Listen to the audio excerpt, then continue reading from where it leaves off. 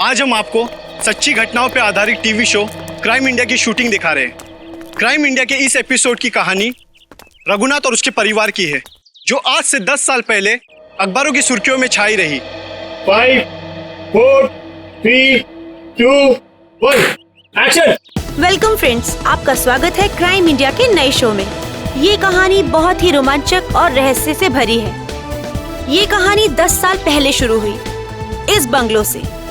यहाँ रहते थे मिस्टर रघुनाथ अपने परिवार के साथ। एक खुश परिवार। फिर सारी खुशियाँ एक पल में छिन गईं। 10 साल पहले इसी दरवाजे से रघुनाथ की 21 साल की बेटी अपने घर प्रवेश करती है, जहाँ उसे अपने पिता का सामना करना पड़ता है, जो थोड़े गुस्से में थे क्योंकि जूही अपने दोस्त के बर्थडे पार्टी से लेट वापस आई। पिता की प्रताड़ सुनते ही जूही अपने पिता को समझाने की कोशिश करती है कि पार्टियों में तो अक्सर देर हो सकती है, उसमें इतना अपसेट नहीं होना चाहिए। रघुनाथ अपनी बेटी की बात सुनते ही चिल्लाने लगते हैं। जूही पिता का डर सह नहीं पाती। वो अपनी भरी आंखों से अपनी कमरे की तरफ भागती है। कमरा बंद किए बिना खाए पिए जूही सो जाती है। इसका हम नाट्य रूपांतरण करते हैं। मम्मा, पापा, मम्मा,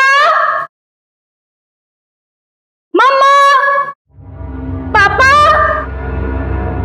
ये क्या? घर में कोई नहीं है क्या? ऐसा तो कभी नहीं होता है। मम्मी, मम्मी, पापा, ये क्या? यहाँ पर भी कोई नहीं है। कहीं बेडरूम में तो नहीं है? मम्मी, पापा, मम्मी, पापा, ये क्या? कहाँ गए सबके सब? मम्मी, मम्मी, आप यहाँ पर हो? मैं कितनी परेशान हो गई थी पता है? मम्मी, मम्मी,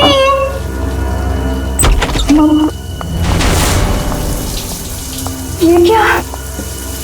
पानी का नल खुला छोड़ के मम्मी तो ऐसा कभी नहीं करती। मम्मी, पापा, राहुल, राहुल, राहुल, राहुल। अरे राहुल को स्कूल छोड़ने गई होगी मम्मी।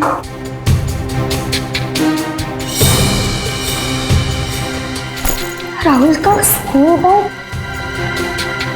मतलब मम्मी राहुल को स्कूल छोड़ने गई। राहुल भी नहीं है। मम्मी, पापा, पापा की गाड़ी।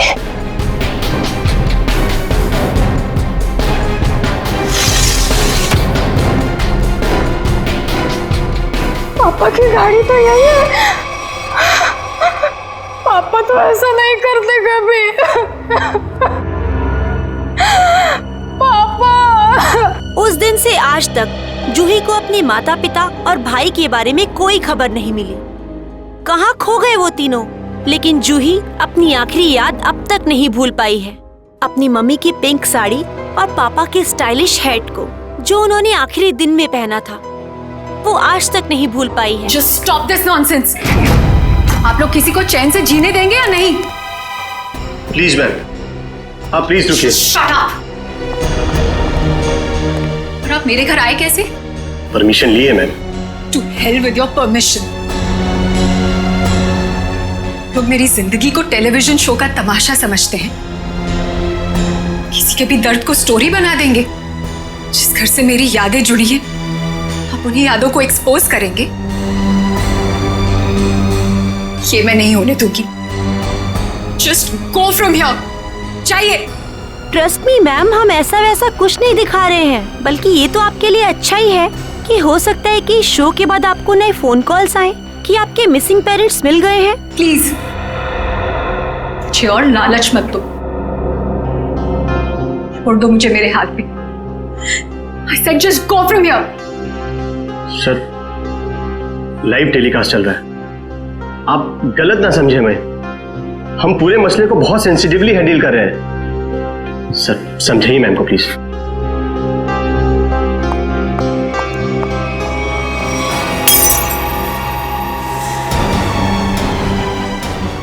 समझाइए ना, क्या करिए? तुम लोग जाते हो यहाँ से या मैं अपनी जान लूं?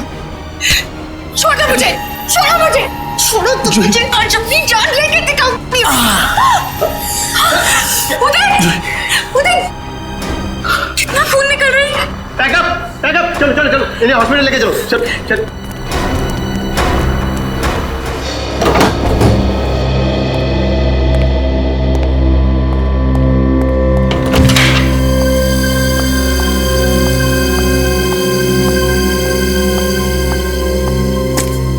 तुम बैठो, मैं तुम्हारे लिए हल्दी वाला दूध लाती हूँ, थोड़ा आराम मिलेगा। छोड़ो आराम आराम, इतनी फिक्र करती हो तो अपने गुस्से को कंट्रोल में रखना सीखो। मरने मारने पर उतर आई उस वक्त। तो फिर क्या करती? वो लोग मेरे घर वालों की इज्जत के साथ खिलवाड़ कर रहे थे, मेरे जख्म को रेत रहे थे।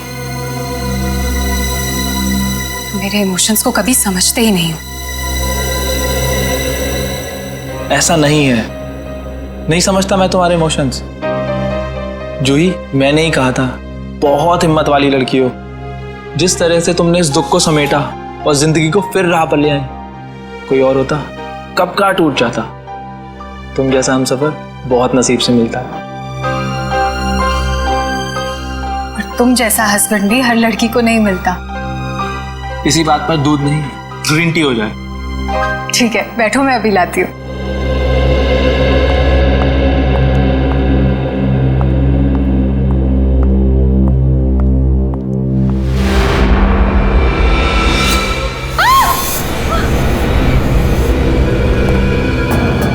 क्या हुआ जूही?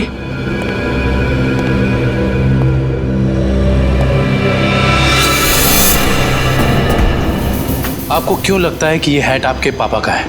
कोई निशानी, कोई पहचान? ये उनका फेवरेट हैट था। मैंने बचपन से उन्हें यही हैट पहनते देखा था। देखिए जूही जी, प्लीज बुरा मत मानिएगा, लेकिन इससे ये प्रूव नहीं होता कि ये हैट आपके पापा का है। कोई खास दूसरी पहचान, कुछ भी? उदय, इन्हें पापा के वो सारे फोटोज दिखाओ जिनमें उन्होंने यही हैट पहना था।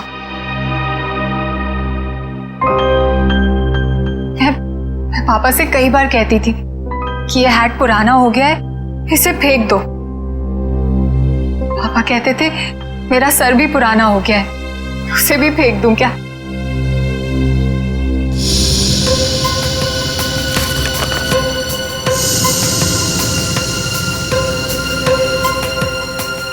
जूही जी, इसे देख के तो ये जाहिर नहीं होता कि ये हैट यही वाला है।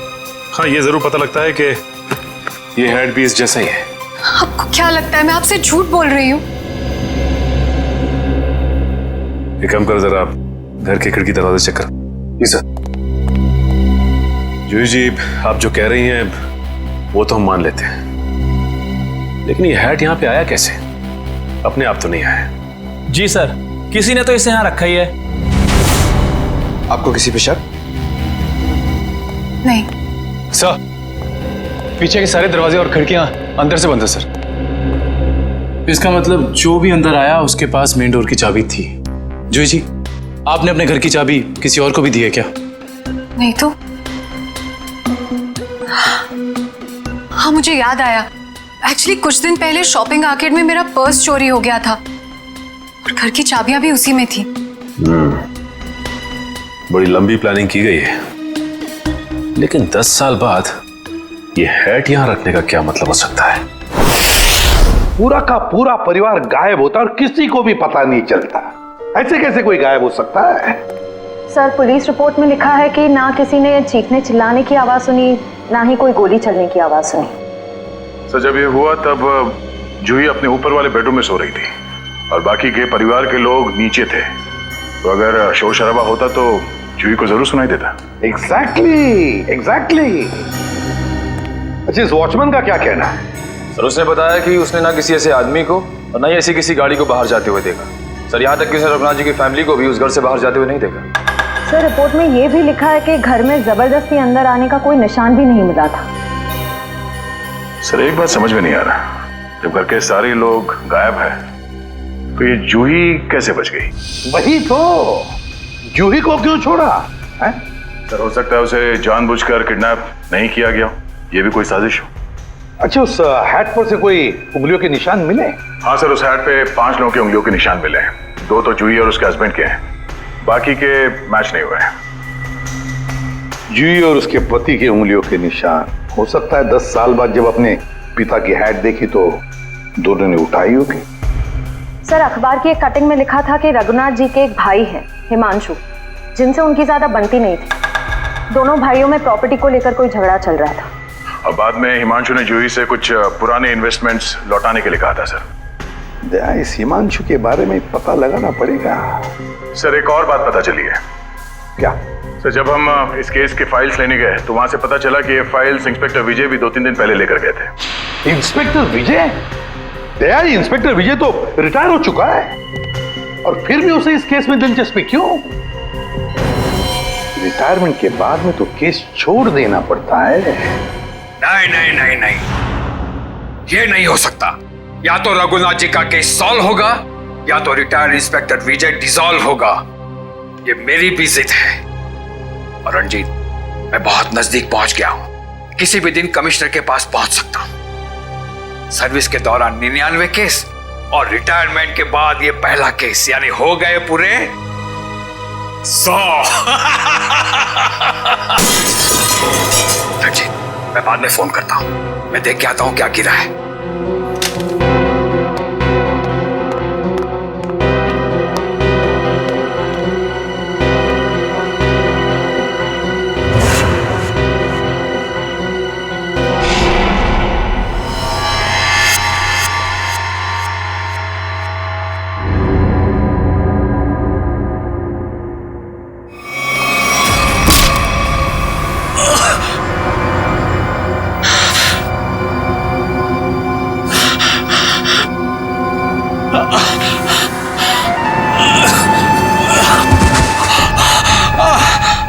इंस्पेक्टर विजय, शायद तू भूल गया है कि अभी तो इंस्पेक्टर नहीं है, रिटायर्ड इंस्पेक्टर हो गया है। बस अब तेरी कहानी खत्म। कौन हो तुम? बहुत ठोका था ना मुझे, अभी तक मेरी हड्डियां बोलती हैं। बस अब बस, चार्जशीट भूल जा, फाइल भूल जा। क्यों दबे हुए केस को हवा दे रहा है? बंद कर दे वो केस, बंद कर दे।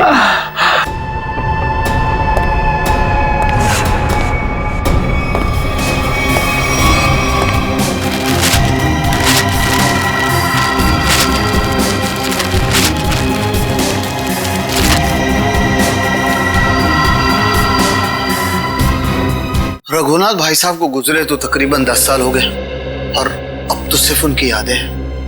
हम जानते हैं जो भी हुआ, लेकिन उनके केस के बारे में कुछ नई बातें सामने आई हैं, तो सोचा क्यों ना आपसे ही पूछ लें।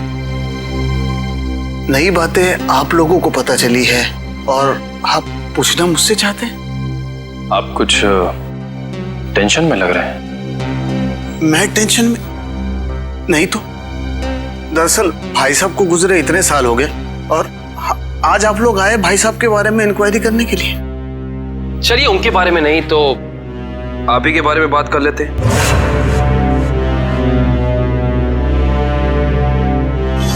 कल दोपहर में कहां थे आप? कल ऑफिस में था। ऑफिस? रियली? इसमें हैरान होने वाली क्या बात है? आप कल 12 से 3 बजे तक ऑफिस में ही थे। एक्चुअली मैं लंच आवर्स में घर आता हूँ 2-3 घंटा रेस्ट करने के लिए। आपके घर का एड्रेस 54 गुलमोहर रोड है ना? जी नहीं। लेकिन आपकी कार कल उस वक्त उसी बंगले के सामने खड़ी थी।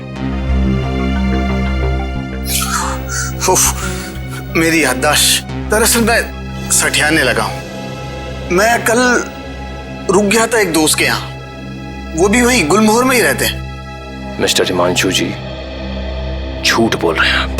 वहां पे आपका कोई दोस्त नहीं, बल्कि आपकी भतीजी जूही रहती है, समझे आप? इसलिए झूठ बोल के कोई फायदा नहीं है। हम जानते हैं कि आप जूही से मिलने गए थे उसके घर। हाँ, मुझे उससे कुछ काम था। काम था इन्हें? हाँ, फिर आप उससे मिले क्यों नहीं? बल्कि आप तो छिपते छिपाते उसके घर गए, उसके किचन के प्लेटफॉर्म पे उसके पिता रघुनाथ जी की हैट रखी और बड़े आराम से वहां से निकल गए। क्यों? हैट? कौन सा हैट? मिस्टर हिमांशु, आपको लगता है कि आप ऐसी गोल गोल बातें करके सीआईडी से बच सकते हैं? कसम से, ना तो मैं भाई साहब की किसी हैट के बारे में जानता हूं और ना ही उनके लापता होने के बारे में। हिमांशु जी, ये क्या है?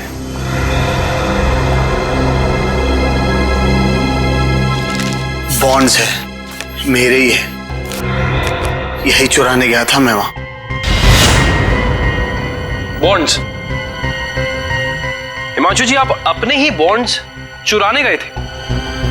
मिस्टर हिमांशु, आप क्या बचपन से ही ऐसी बेफिजूल की पहेलियां बुझाते रहते हैं? पहली नहीं, सच कह रहा हूं। मैंने और भाई साहब ने मिलकर इन्वेस्ट किया था इनमें, लाखों के है। भाई साहब लापता हो गया और जूही कब्जा करके बैठ गई, दे ही नहीं रही थी। क्या करता, अपनी ही चीज चुरानी पड़ी। हिमांशु जी, चलिए मान लिया एक पल के लिए कि आप सच बोल रहे हैं, लेकिन मैं सच ही कह रहा हूं, लेकिन एक बात आप लोगों को बोलना भूल गया। जैसे ही मैं बॉन्ड्स लेकर वहां से निकल ही रहा था कि अचानक दरवाजा खुलने की आवाज आई। मैं घबरा कर छुप गया। मुझे लगा कि शायद उदय या जूही होंगे, लेकिन कोई और ही था। कौन था? मैं उसका चेहरा तो नहीं देख पाया, सिर्फ पीठ ही देख पाया। लेकिन इतना तो तय है कि वो उदय नहीं था, क्योंकि वो उदय से काफी लंबा और तगड़ा था।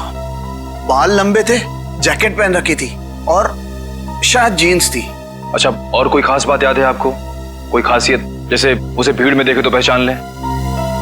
हाँ, उसके शूज क्रोकोडाइल लेदर के थे। Crocodile leather?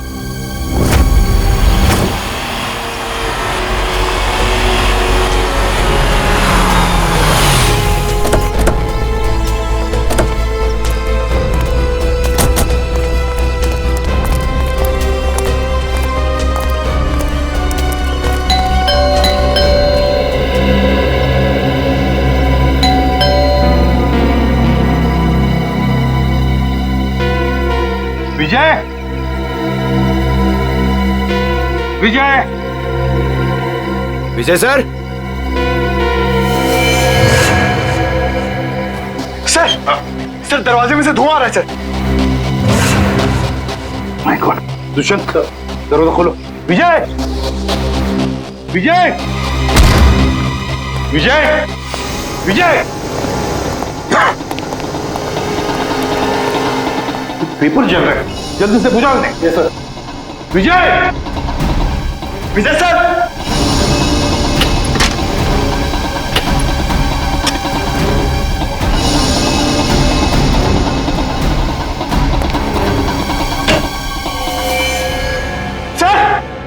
सर जल्दी आइए। क्या हुआ पंकज? ओह माय गॉड, विजय,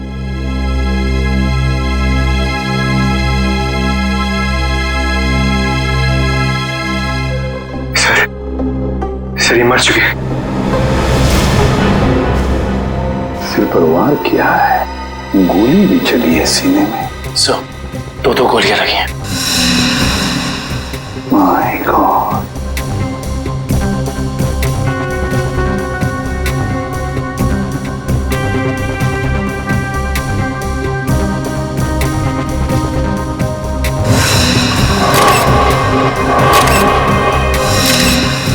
पंकज, पलटो इन्हें।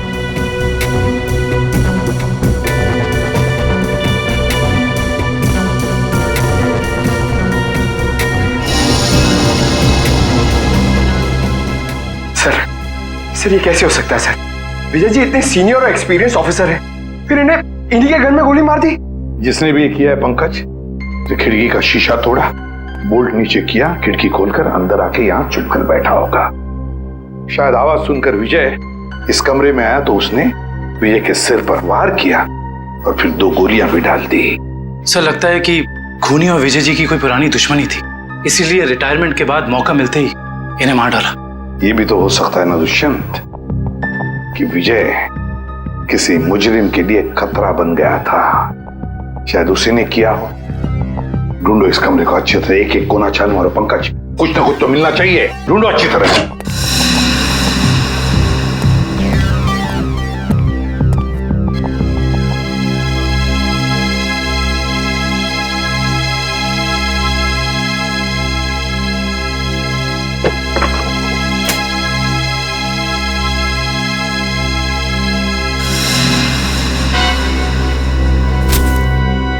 सर हाँ ये देखिए, रघुनाथ जी की केस फाइल, लेकिन इसमें कोई पेपर नहीं है सर। बाकी सब केस फाइल के पेपर्स हैं। ये देखिए सर, सब में पेपर्स हैं सिवाय इसके। तो भी दुष्यंत, इसका एक ही मतलब है, इसके अंदर जो पेपर्स है वो वहां जलाए जा रहे थे। कोई नहीं चाहता था कि रघुनाथ के केस के बारे में हमें कुछ पता चले। सर हाँ सर, विजय जी का मोबाइल मिला और आखिरी कॉल उन्होंने किसी अनुज को किया था। तो फोन करो इस अनुज को।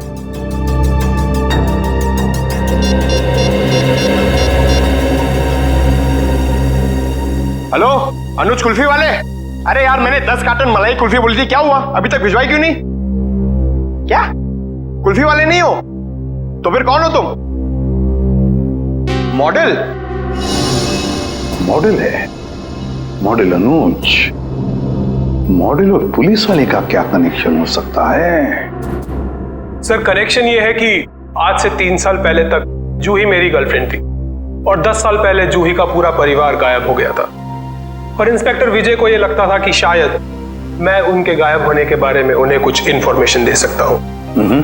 तो क्या कहा तुमने इंस्पेक्टर विजय को?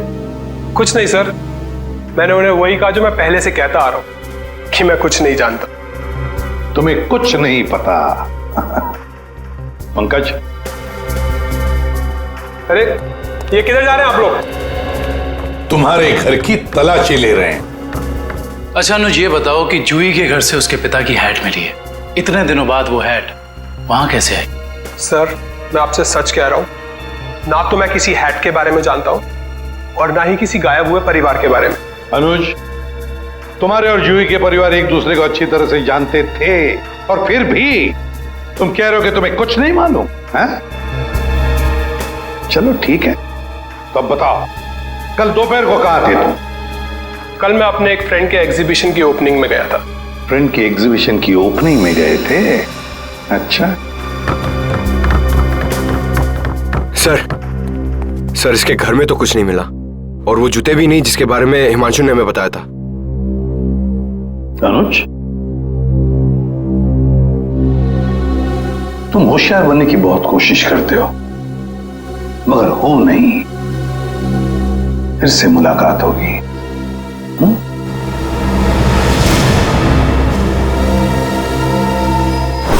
तो समझ में नहीं आ रहा ये आदमी चाहता क्या है। जो एक तरफ वो जूही के घर में हैट रखता है और दूसरी तरफ विजय को मारकर केस के फाइल्स, पेपर्स और फोटोज मिटा देता है। क्यों? लगता है उसे पता चल गया था कि विजय जल्दी अपराधी को पकड़ने वाला है। लेकिन एक बात समझ में नहीं आ रही है कि उसने रघुनाथ की हैट जूही के घर में क्यों रखी? क्या सोच रहा है वो? कोई ना कोई चाल तो जरूर है दया, इसके पीछे कोई ना कोई चाल तो है। ये केस कुछ ज्यादा ही उलझा हुआ है सर। वैसे विजय के काम करने के तरीके को मैं अच्छी तरह से जानता हूं। वो सारे के सारे अंडे एक ही टोकरी में कभी नहीं रखता। इन्वेस्टिगेशन की अलग अलग कड़ियां वो अलग अलग जगह पर रखता था। सर विजय के सारे रिलेटिव्स से पता किया, किसी को भी मालूम नहीं है कि वो कर क्या रहा है। उसके मोबाइल से कुछ पता चला है? नहीं सर, कुछ पता नहीं चला। वे देखना पड़ेगा मौत के कुछ दिन पहले विजय कहां कहां गया था, किस किस से मिला था।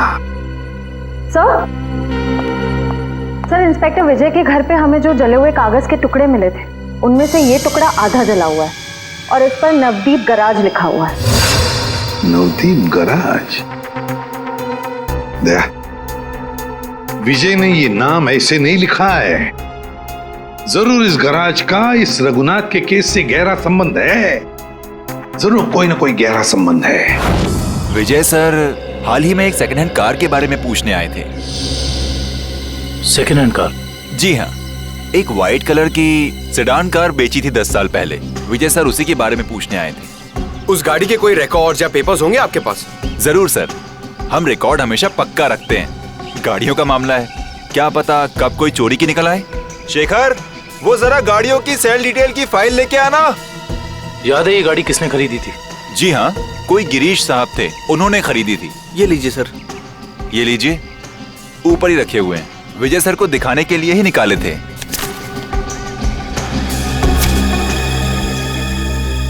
ये देखो, ये कार 14 अप्रैल 2004 को बेची गई थी। रघुनाथ जी के गायब होने के ठीक 2 दिन पहले सर? राइट। इसका मतलब है कि इस कार को रघुनाथ जी फैमिली के गायब होने के बीच कोई ना कोई ताल्लुक जरूर है। मतलब सर, विजय जी ने गाड़ी तक पहुंचने का जो रास्ता चुना है वो जरूर रघुनाथ जी तक जाता होगा। एक काम करते हैं, पहले तो आरटीओ से ये पता करते हैं कि ऐसी किसी कार का रजिस्ट्रेशन हुआ था या नहीं, और विजय जी के मोबाइल पोजीशनिंग रिकॉर्ड से ये पता करते हैं कि पिछले दिनों वो कहाँ गया था। हो सकता है इस केस को सॉल्व करने में हमें कोई मदद मिल जाए। सर, ये लैटिट्यूड 345 नॉर्थ और 213 ईस्ट है। सर, एग्जैक्ट वही लोकेशन है जो विजय जी के मोबाइल फोन में स्टोर है। सर, विजय जी इस जंगल में यहाँ आए थे, लेकिन उन्हें यहाँ मिल के सकता था। करण, वो जरूर इस केस से जुड़े हुए कुछ सबूत ढूंढने के लिए यहाँ आया। ये भी तो हो सकता है कि वो उस सफेद गाड़ी के पीछे आया हो। लेकिन सर, ये जंगल बहुत दूर तक फैला हुआ है, कई किलोमीटर तक। ऐसे में इस जंगल की कॉम्बिंग कर पाना थोड़ा मुश्किल होगा सर। हाँ, मुश्किल हो सकता है, मगर नामुमकिन भी तो नहीं। दिव्या, ये कितना एरिया छान मारा था उसने? सर, यहाँ से 200 मीटर के घेरे में। 200 मीटर? बस, तो फिर फैल जाओ चारों तरफ।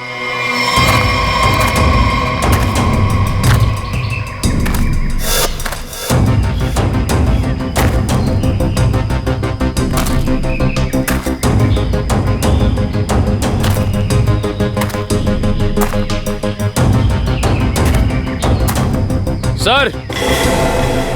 हाँ हाँ निखिल। सर, हाँ, ये देखिए सर।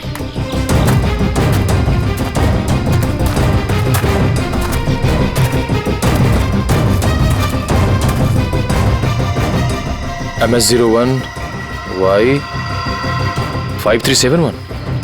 सर, ये तो वही सफेद कार है जो उस गैरेज से बेची गई थी। देखो जरा, गाड़ी साफ करो अच्छी तरह से।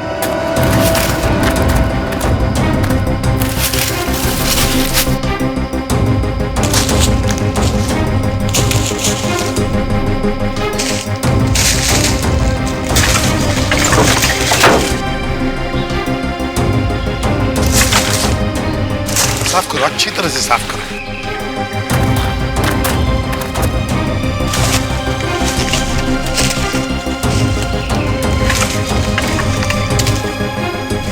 सर। हाँ सर, ये गाड़ी इतनी ऊपर खाई से नीचे गिरी कैसे होगी? एक्सीडेंट हुआ होगा। मगर सर, अगर जूही का परिवार इस गाड़ी में था तो इस गाड़ी में कुछ तो होना चाहिए, कंकाल वगैरह। पूरी गाड़ी खाली है सर। सर, 10 साल हो गए, कीड़े सब खा गए होंगे अंदर। हाँ, मगर केविन, कुछ तो मिलता है ना। एक काम करो, एक गाड़ी के अंदर जितने भी धूल मिट्टी है सब इकट्ठा करो। करण, जाकर वैक्यूम क्लीनर लेके आओ। सर, ऐसा भी तो हो सकता है कि वो लोग कभी गाड़ी में थे ही नहीं। केविन, ये भी तो हो सकता है कि गाड़ी के अंदर जितने भी परिवार वाले थे उनकी लाशों को कहीं और फेंक दिया और गाड़ी को यहाँ खाई में लाकर नीचे ढकेल दिया।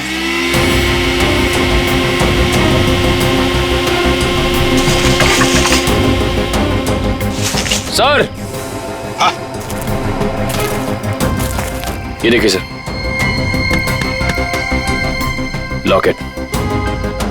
सर ये तो जूही की माँ का लॉकेट है। बिल्कुल ऐसा ही लॉकेट मैंने उन्हें एक फोटो में पहने हुए देखा है। जूही की माँ का लॉकेट? जी। तो फिर इसका एक ही मतलब हो सकता है कि जूही के परिवार वालों को इसी गाड़ी में लाया गया और फिर उनकी लाशों को कहीं और ठिकाने लगा दिया और गाड़ी को यहाँ इस खाई में लाके ढकेल दिया ताकि कोई सबूत न रहे। ना रहेगा बांस, ना बजेगी बांसुरी। जी साळुंखे साहब, कुछ पता चला? अरे यार अभिजीत, ये बात गलत है यार। आते ही धन्य से सवाल कर देते हो। मैं यार आए हो, हाल चाल पूछो, अपने बताओ। मतलब हाल चाल? अरे हाल चाल पूछने वाला था सर। कैसी है तारिका जी? अरे भाई साहब, मैं अपने बारे में बात कर रहा हूँ भाई। मेरे भी तो हालचाल पूछ सकते हो ना यार। आपके? हाँ, क्यों? हाँ क्यों नहीं, क्यों नहीं। आपके हालचाल कैसे कैसे हैं आप? हाँ मैं अच्छा हूँ, ये हुई ना बात। अब आओ पूछो। अरे आए हो, हालचाल पूछो, हाय हेलो करो, काम तो होता ही रहता है, बताएंगे ही ना। अब बताओ क्या पूछ रहे थे तुम? ये जो धूल मिट्टी मिली थी कार में से, हाँ, इसमें से आपको कुछ मिला? हाँ अभिजीत, इस मिट्टी में से हमें एक नाखून का टुकड़ा मिला और कुछ बाल मिले। उनमें से एक बाल किसी 40 साल की महिला का है और ये नाखून का टुकड़ा किसी 10-12 साल के बच्चे का है और इन दोनों का रिकॉर्ड नहीं है हमारे पास। जरूर ये जूही की माँ और उसके भाई का होगा। और बाकी बाल के टुकड़ों का अभी भी टेस्ट चल रहा है। रिपोर्ट लेने गई है श्रेया। सर पता चला है कि रघुनाथ जी की फैमिली के गायब होने के कुछ दिन पहले ही उन्होंने अपने खास एम्प्लॉय मुकेश को नौकरी से निकाल दिया था। मुकेश? कहीं सबके पीछे इस मुकेश का हाथ तो नहीं? सर, जो बाल के टुकड़े टेस्ट के लिए गए थे उनमें से एक बाल का डीएनए मैच हो गया है। किसका है? भानु नाम है उसका। अंडरवर्ल्ड का कॉन्ट्रैक्ट किलर है, सुपारी लेके मर्डर्स करता है और कई मर्डर केसेस भी चल रहे हैं उस पर। भानु?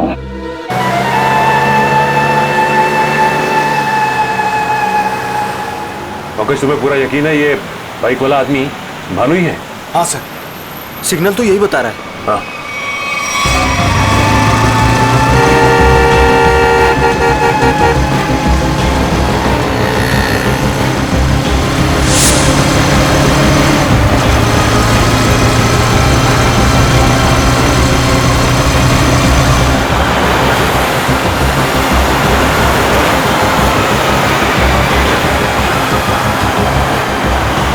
अचानक गायब हो गया, दिखाई नहीं दे रहा।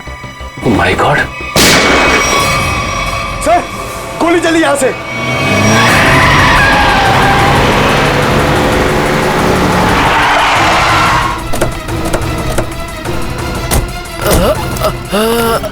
बताओ भानु, कैसे हुआ ये सब? बोलो भानु, कैसे हुआ? बोलो Bhanu. Tiger point. Tiger point पे क्या भानु? भानु!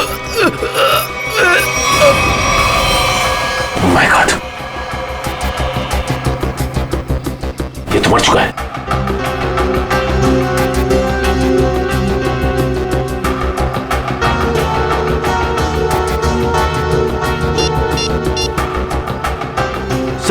सर इसके मोबाइल में एक अनआइडेंटिफाइड नंबर से मैसेज आया था।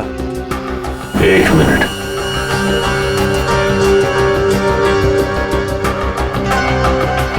मैसेज?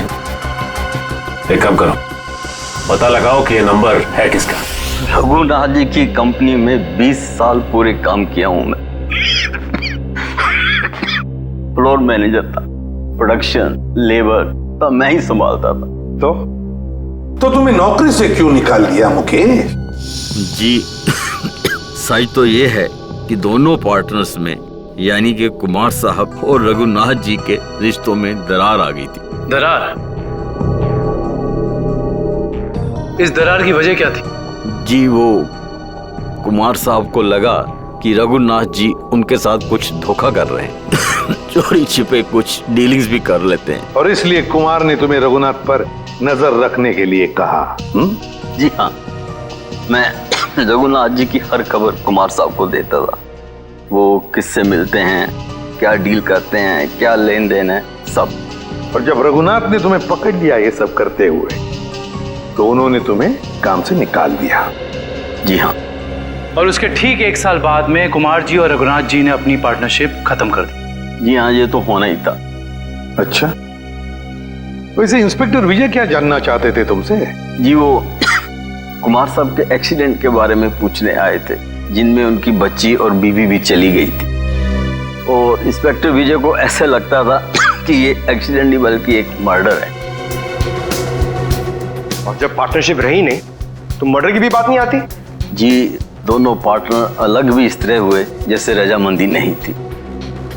और फिर दोनों एक ही बिजनेस में कंपटीशन करने लगे, और वो भी इस तरह के जैसे एक दूसरे को बर्बाद कर देंगे। और हाँ, कुमार साहब की मौत के बाद सबसे ज्यादा तरक्की और फायदा रघुनाथ सेठ को हुआ। कुमार की मौत का सबसे ज्यादा फायदा हुआ रघुनाथ को। सबसे ज्यादा फायदा। इस कुमार फैमिली के एक्सीडेंट के सारे डिटेल्स निकालो, देखे तो सही कि क्या ये वाकई एक्सीडेंट था या फिर। सर, आपको क्या लगता है कुमार की फैमिली की मौत के पीछे क्या रघुनाथ का हाथ था? कविन, रघुनाथ को बिजनेस में कुमार से फायदा हुआ, इसका मतलब ये नहीं कि रघुनाथ ने कुमार को मारा होगा। Okay, thank you so much. लेकिन क्या पता चला एक्सीडेंट के बारे में? सर, मिस्टर कुमार हर रोज की तरह ऑफिस से घर पहुंचे। घर से वो लोग एक रिसोर्ट के लिए निकले। उनकी पत्नी ने एक सरप्राइज वेकेशन प्लान किया था, क्योंकि अगले दिन मिस्टर कुमार का बर्थडे था। वो लोग उसी रिसोर्ट में बर्थडे सेलिब्रेट करने वाले थे। जब ये जा रहे थे, इनका बच्चा भी इनके साथ में था, और उसी दौरान ये एक्सीडेंट हुआ। किस्मत भी अजीब खेल खेलती है, जहाँ एक पल खुशियाँ थीं, अगले ही पल मातम छा गया। सर, लेकिन ये एक्सीडेंट हुआ कैसे होगा? गाड़ी का अचानक ब्रेक फेल हो गया। मिस्टर कुमार की गाड़ी की स्पीड बहुत तेज थी, वो गाड़ी को काबू में नहीं कर पाए और गाड़ी लुढ़कते लुढ़कते खाई में जा गिरी। कार के ब्रेक्स अचानक फेल हो गए। अचानक, बड़ी अजीब बात है। सर, गाड़ी बिल्कुल नहीं थी। मिस्टर कुमार ने एक हफ्ते पहले ही वो गाड़ी खरीदी थी, तो ब्रेक फेल होने का सवाल ही पैदा नहीं होता। सर, वही तो। सर, ऐसा भी तो हो सकता है कि कुमार की ही फैमिली के किसी मेंबर ने रघुनाथ की फैमिली से बदला लेने के लिए ये सब किया हो। कुमार परिवार की मौत के 20 साल बाद कौन बदला लेना चाहता है? जहां पर एक्सीडेंट हुआ वहां पर मिस्टर एंड मिसेस कुमार की लाश मिली थी, बच्चे की लाश नहीं मिली है ना? एक मिनट। क्या हुआ सर? गाड़ी घुमा लो। काविन, पता चल गया ये खूनी कौन है।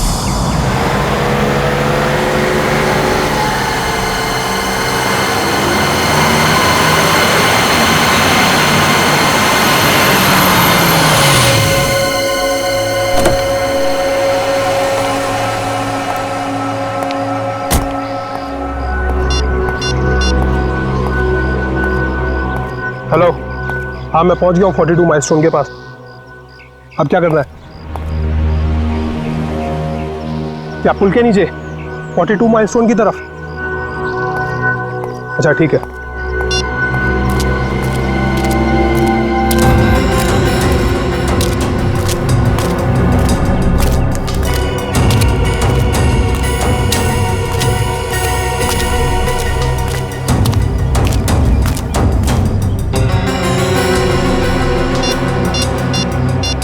हेलो, हाँ आप किधर आना है? ये लेफ्ट राइट क्या लगा रखा है? पागल समझ रखा है क्या?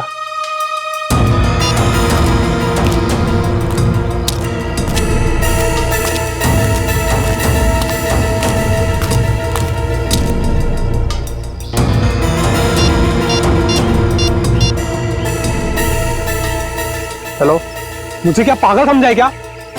कब से इधर उधर घुमा रही है? चुपचाप सामने आ जा, नहीं तो मैं वापस चला जाऊंगा। इधर मेरा मुंह खुला और तुम जेल के अंदर, इसलिए जल्दी से सामने आ और मुझे मेरा रोकड़ा दे ताकि मैं जाऊं यहां से। मैं जा रहा हूं। घबराओ मत अनुज, तुम्हारा पैसा पेड़ के पीछे रखा है।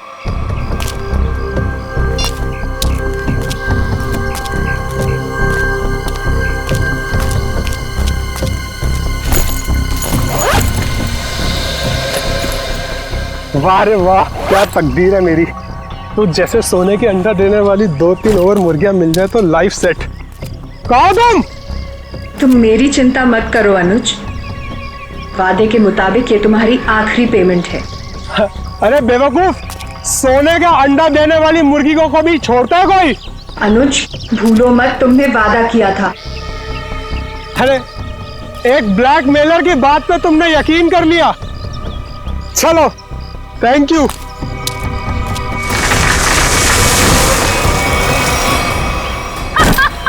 ये क्या कर रहे हो जोई तुम?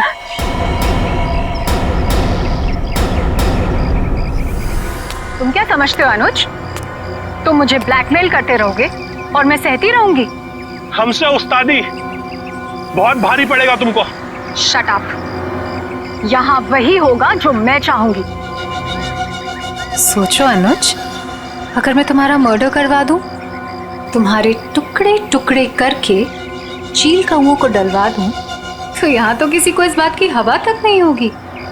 जैसा तुमने अपनी फैमिली के साथ किया था।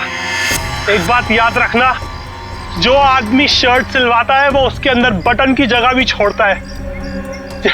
अगर मैं मरा तो मेरा एक पैकेट सीआईडी को पहुंच जाएगा और फिर तेरा डम डम डिगा डिगा। Just shut up। तू क्या समझता है? तू झूठ बोलता रहेगा और मैं मानती रहूंगी? तू जैसा लालची इंसान अपने नुकसान के लिए कुछ नहीं करेगा। ये क्या है ये? जुई, ट्रिगर दब जाएगा, इसको नीचे कर। जुई, तमंचे को नीचे कर प्लीज, इसको अंदर डालो, ट्रिगर दब जाएगा जुई।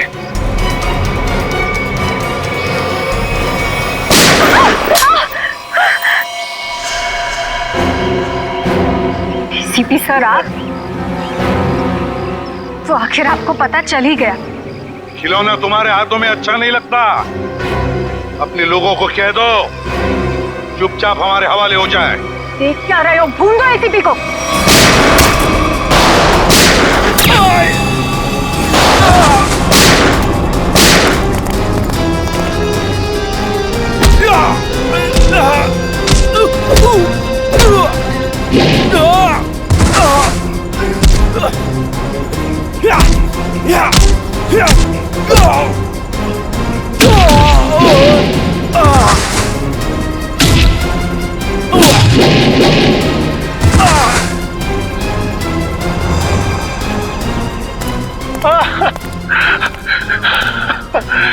नहीं सर, मैं छोटा मोटा ब्लैकमेल हूँ सर।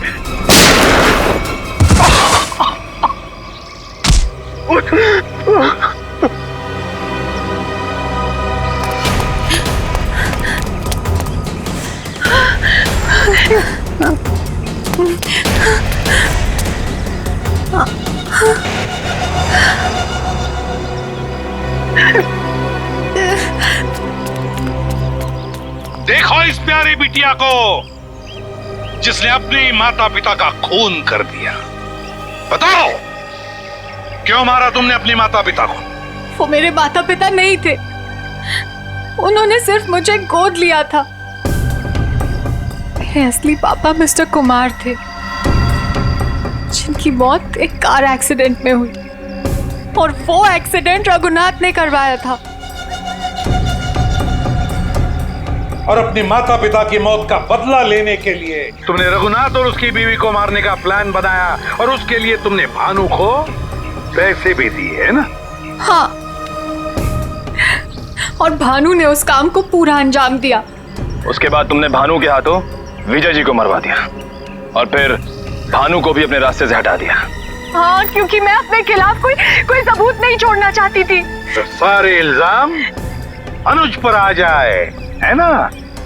और अनुज, तुम जूही के घर पे रघुनाथ जी की हैट रख के तुमने एक बंद केस को खोल दिया। चोर चोर मौसेरे भाई, वाह रे वाह। लेकिन एक बात याद रखना, मुजरिम चाहे कितना भी चालाक हो, उसका आखिरी ठिकाना तो जेल की चार दीवारी में भी होता है। अब जेल की सलाखों के पीछे सड़ते बैठना फांसी का ऑर्डर आने तक